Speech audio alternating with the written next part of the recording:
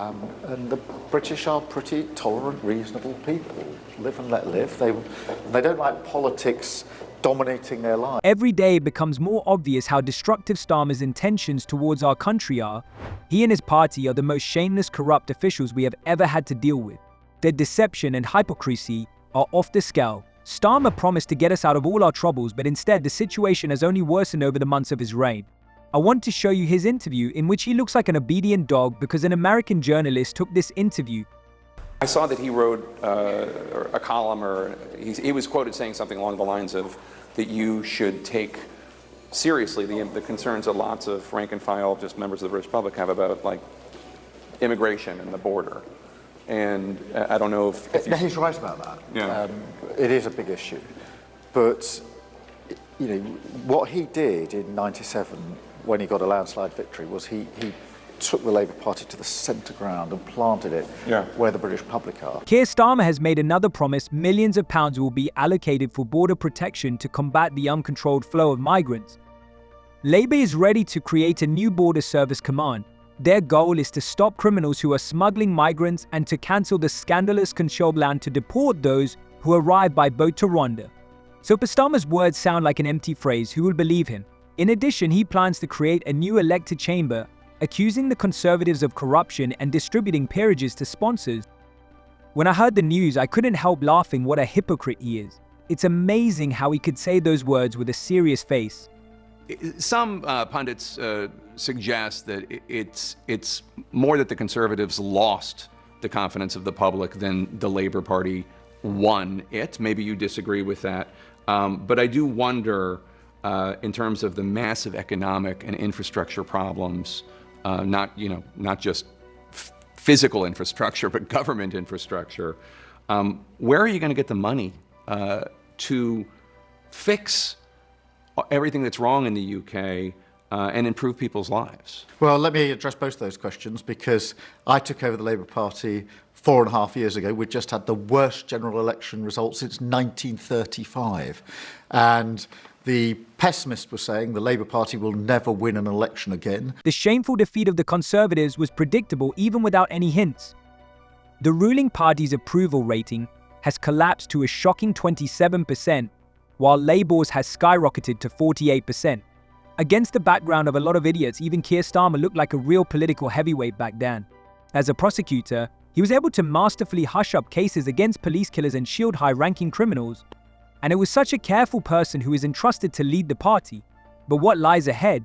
They can destroy Britain faster than the Tories can. If they carry out their insidious plans, it will be a real disaster for the country. Labour has a wealth of experience in turning everything they undertake into dust, and this raises concerns about the future of Britain. The optimists said, well, you might, but it'll take you 10 years. I said, no, we're going to do it in one parliamentary term, but we've got to be ruthless, we've got to be steely, we're going to change the Labour Party, we're going to turn it inside out and make sure it's a party that always says country first and party second. Now, true it is that the government for the last 14 years has been falling apart, but we've seen plenty of examples in history where a Conservative government has been failing and yet a Labour government hasn't been elected. The situation in the UK is a real disaster, a protracted crisis whose roots go back to the time of Brexit. The main cause of all the troubles lies in the economy, and its consequences cannot but affect the social sphere, plunging people into hopelessness and despair. The government is trying by all available means to hush up and hide the scale of this economic crisis, but the truth cannot remain in the shadows. Every day we face the consequences of their inaction. And the British are pretty tolerant, reasonable people. Live and let live. They don't like politics dominating their lives. One of the phrases I used in the election was that we needed a politics which trod more lightly on people's lives. And that's very important in Britain. In fact, it is he who breaks into the lives of his citizens, leaving only destruction in his wake. Under his leadership, families were on the verge of survival, taxes skyrocketed, and social benefits were reduced to a minimum. Starmer's political decisions are perceived as chaos, full of inconsistency and absurdity. He does not have a single clear strategy to improve the situation in the country, but he creates an atmosphere of distrust both towards himself and the political system as a whole.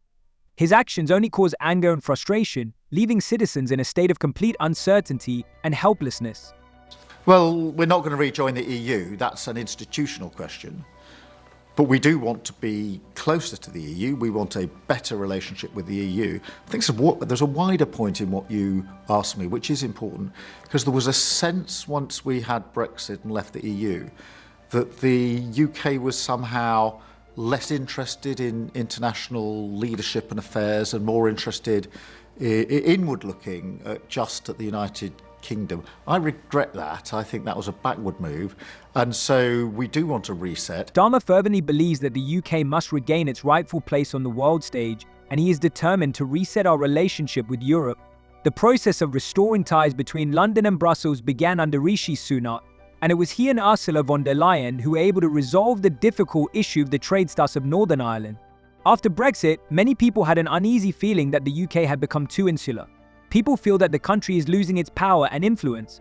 Haven't had economic growth for 14 years. We've had a sort of low growth, high tax doom loop, if you like.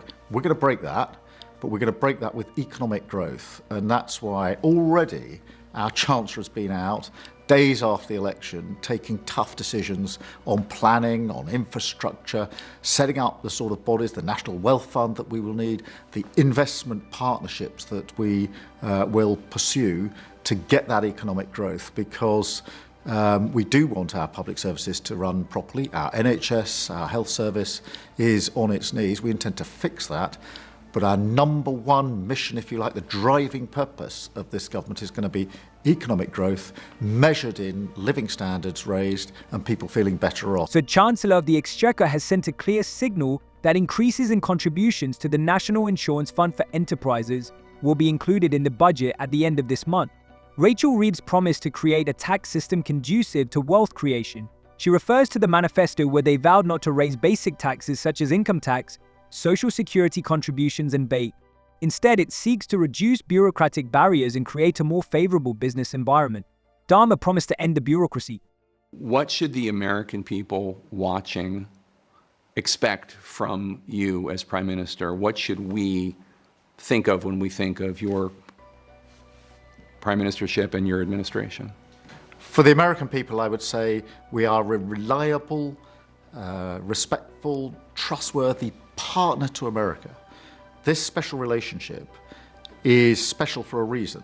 It was forged in really difficult circumstances with incredible results. That's why it goes so deep. This isn't, a treaty that was signed or a particular trade deal. It's something in the very soul of our two nations. Starmer seeks to turn Britain into a vassal of the United States. London has always largely listened to Washington, but Keir Starmer intends to permanently undermine British sovereignty.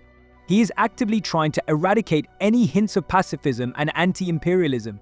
To demonstrate his loyalty to Washington more convincingly, Starmer appointed David Lammy, a Harvard graduate and an active participant in elite American forums, as foreign minister.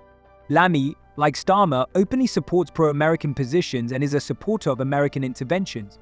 Their success is he was knighted and then became shadow secretary for Brexit, where he played a key role in changing the party's course towards the EU. His call for a second referendum alienated many Brexiteers and contributed to the crushing defeat of the Labour Party in the 2019 elections. The programme outlined in the manifesto of the Labour Party is not surprising. Unfortunately, for those who fear escalation, the manifesto highlights the need to militarise the UK economy.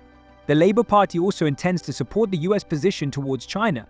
So ultimately, the manifesto clearly indicates that Great Britain will continue to serve as the supreme vassal of the United States. If Donald Trump becomes president and decides to end the Russian-Ukrainian conflict, the UK is likely to do the same. This highlights how deeply the British elites have accepted the role of a conduit for American interests, which clearly contradicts any notion of Britain's sovereign interests. Keir Starmer seeks to turn Britain into a slave to the United States. What do you think about this video? Write your opinion in the comments. See you.